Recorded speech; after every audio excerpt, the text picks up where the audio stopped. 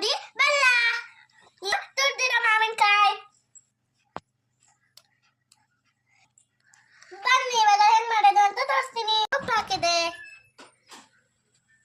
ಖಾರ ಹಾಕಿದೆ,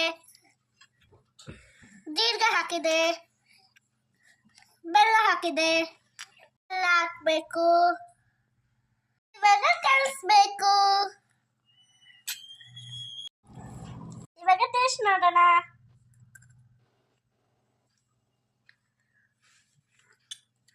ವಾವ್, ಎಷ್ಟು ಚೆನ್ನಾಗಿದೆ, ಬಾಯಲ್ಲೆಲ್ಲ ನೀರು, ಸೂಪರ್ ಆಗಿದೆ.